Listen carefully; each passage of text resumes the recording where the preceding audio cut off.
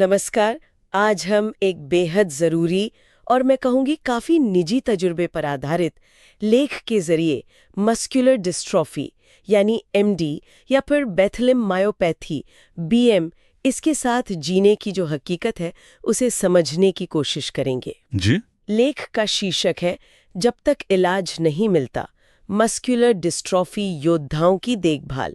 और देखिए, खास बात यह है कि ये किसी डॉक्टर या किसी बाहरी विशेषज्ञ की राय नहीं है। हाँ, ये जरूरी है। ये उस शख्स के शब्द हैं जो खुद इस सफर से गुजर रहे हैं हर रोज। बिल्कुल, और मेरे ख्याल से यही बात इसे इतना इतना मूल्यवान बनाती है। जब कोई अपना अनुभव, अपनी रिसर्च और गहरी समझ के साथ सामने रखता है ना, तो वो सिर्फ जानकारी नहीं होती। सही कह रहे हैं। वो एक तरह से जीने की राह बन जाती है।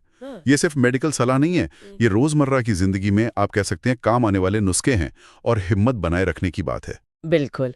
और आज हम जो ये बातचीत कर रहे हैं इसका मकसद भी यही है कि इस लेख में जो तरीके बताए गए हैं, जो सोचने का नजरिया बताया गया है, उसको थोड़ा और गहराई से समझें। कि भाई जब तक कोई पक्का इलाज नहीं है तब तक जिंदगी को बेहतर कैसे बनाया जाए। और लेख का जो मूल भाव है ना, वो बहुत पावरफुल है कि उम्मीद बनाए रखना और अपना ख्याल रखना। हाँ, यही हिम्मत दिखाने जैसा है। पहला कदम है ये। और ये ख्याल रखना ये सिर्फ शरीर का नहीं है, ये पूरी तरह से मतलब शरीर, मन, आपकी भावनाएं, सबका संतुलन। स्रोत इसी बात पे जोर देता है।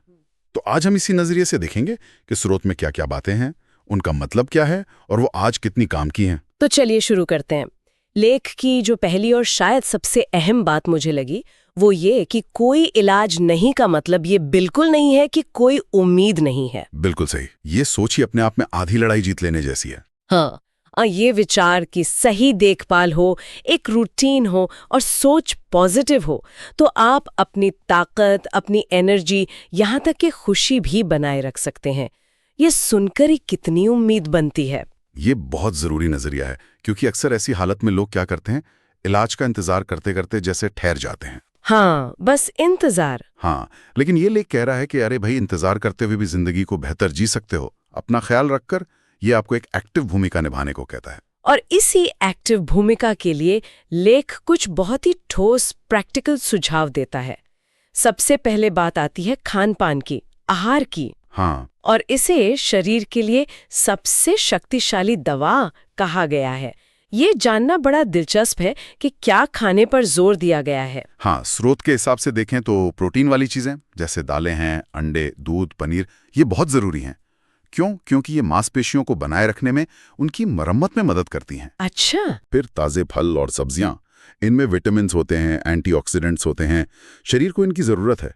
और हेल्दी फैट्स भी। हेल्दी फैट्स जैसे बादाम हैं, अखरोट हैं, जैतून का तेल या फिर घी भी, पर कम मात्रा में। ये ऊर्जा देते हैं और शरीर के दूसरे कामों के लिए भी चाहिए।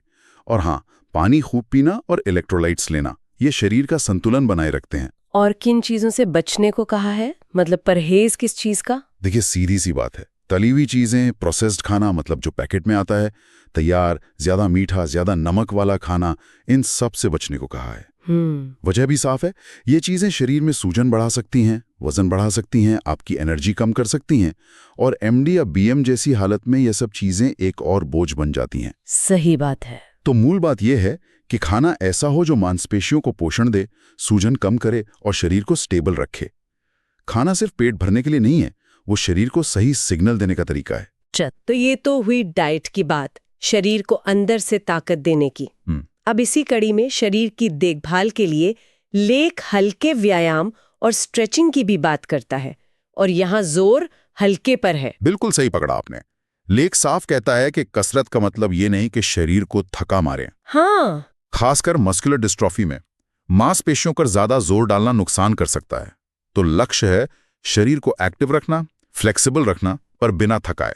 तो किस तरह का व्यायाम? जैसे सुबह शाम हल्की फुल्की स्ट्रेचिंग कर ली, गहरी सांस लेने वाले व्यायाम, फिजियोथेरेपिस्ट जो हल्के मूवमेंट बताते हैं वो, और अगर मुमकिन हो तो हाइड्रोथेरेपी, मतलब पानी में व्यायाम, वो बहुत फायदेमंद हो सकता है। और इसका फायदा क्या है? बस यही कि शरीर लचीला रहता है। लचीलापन तो है ही, उससे जोड़ों में अकड़न कम होती है, लेकिन और भी फायदे हैं। हल्का व्यायाम करने से खून का दौरा अच्छा होता है। अच्छा। और खून ही तो ऑक्सीजन और पोषक तत्व मांसपेशियों तक पहुंचाता है। मूड भी अच्छा होता है इससे, क्योंकि शरीर एंडोर्फिन रिलीज करता है। हाँ, वो खुशी वाले हार्मोन्स। बिल्कुल। और गहरी सांस लेने से फेफड़ों की ताकत बनी रहती है। कुछ तरह के एमडी में ये बहुत जरूरी हो जाता है। तो कुल मिलाकर ये शरीर को ढीला पड़ने से बचाने का एक सौम्य तरीका है। शारीरिक देखभाल में एक और चीज का जिक्र है, शरीर की मालिश। हाँ, और यहाँ भी वही नरमी वाला सिद्धांत है। गर्म तेल से, नारियल, तिल, ये जैतून का तेल हो सकता है, हफ्ते में 3-4 बार हल्की मालिश। हल्की मतलब तेज दबाव नहीं डालना है, क्योंकि मांसपेशियां कमजोर या नाजुक हो सकती हैं। मालिश का मकसद है मांसपेशियों को आराम देना, खून का दौरा और बेहतर करना और अकड़न को कम करना।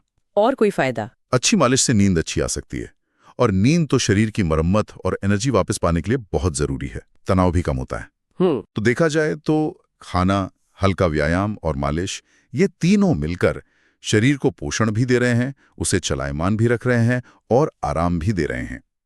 ये इंतजार करने के बजाय रोज की देखभाल से शरीर को संभाले रखने पर जोर है। ये तो हुई शरीर की देखभाल की बातें, लेकिन जैसा स्रोत में भी कहा गया है, मन की शांति, पॉजिटिव सोच, ये भी उतनी ही जरूरी है।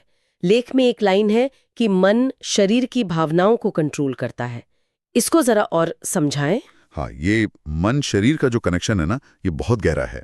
लेख यही कहता है कि जब आपका मन शांत है, पॉजिटिव है, तो शरीर भी बेहतर महसूस करता है। अच्छा। बिल्कुल। तनाव, चिंता, डर, ये सब शारीरिक लक्षणों को और बिगाड़ सकते हैं। इसीलिए स्रोत रोजाना सिर्फ 15 मिनट ध्यान करने या गहरी सांस लेने की सलाह देता है। सिर्फ 15 मिनट? हाँ, उतना भी काफी है। इससे क्या होता है, आपका नर्वस सिस्टम शांत होता है, स्ट्रेस हार्मोन कम होते हैं और दिमाग थोड़ा साफ महसूस करता है। और इसमें वो पॉजिटिव बातें दोहराने का भी जिक्र है, एफर्मेशंस, जैसे मैं हर दिन मजबूत हो रही हूँ या मेरा शरीर ठीक हो रहा है और ऊर्जा से भरा है।